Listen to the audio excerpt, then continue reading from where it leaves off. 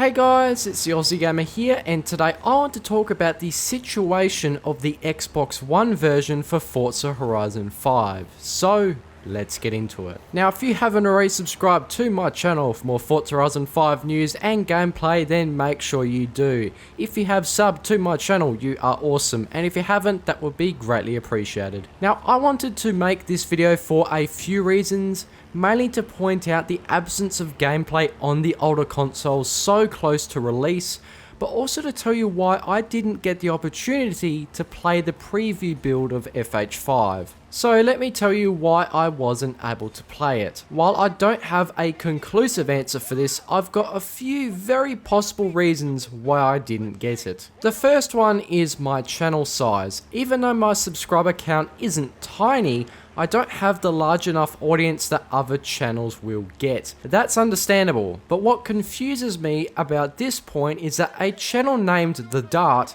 got to play it early as well. His subscriber count at the time of recording anyway is 4.6k and going up fast. But when he uploaded his first Forza Horizon 5 video early, he had just over 1,000 subs. So if he got it, why didn't I? Did I say something that blacklisted me from getting these opportunities, or was there something else? One thing can be for certain though, every single person I've seen play it has either been on an Xbox Series S or Xbox Series X, most of the time on an Xbox Series X. If my theory is correct, the people who are reached out are set some parameters, that being you can't play it on an Xbox One or PC. I myself do not have an Xbox Series console because 99% of the time I play on a PC more powerful than any console, but also have an Xbox One S just in case. As I said with my theory, if this is indeed true, it's manipulating the majority of players into experiencing something they won't get. Here's what I mean. I published two polls on my channel,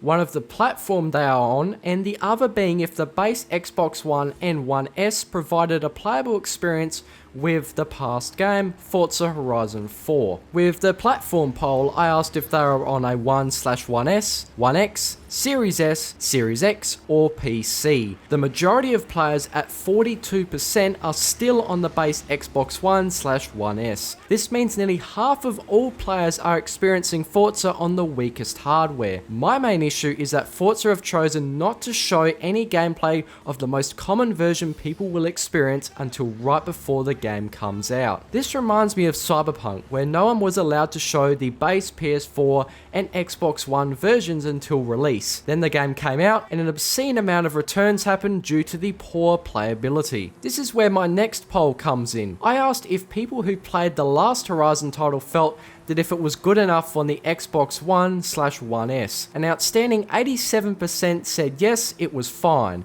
but 13% said it wasn't. When looking into the comments, we got a fair few explaining that while they play fine, the loading times are less to be desired. These issues with the lower spec consoles will be more predominant with FH5. Since the Xbox One generation uses a hard disk drive instead of an SSD, the likes of textures and loading times will take longer to load than ever. So if you're driving really fast, you may see chunks pop in and out. Also, launching the game and fast traveling will likely take longer than ever too. Now I want to talk about the downgrades that these base consoles will get. Like FH4, it'll be locked to 1080p 30fps. While this doesn't sound like the end of the world for most, there are a few concerning aspects that will be downgraded that most people are enjoying right now. First off, the new audio files everyone is showcasing in their videos will be lower quality on the base units. Since the Series S and X have much more powerful hardware, they get fully uncompressed audio files, but on last gen hardware it will be compressed due to memory limitations, so it won't sound the same. Other things to note is there will be no form of ray tracing, which honestly isn't a massive deal for me, but you'll also miss out on the same awesome tire smoke, texture quality, foliage density, reflections,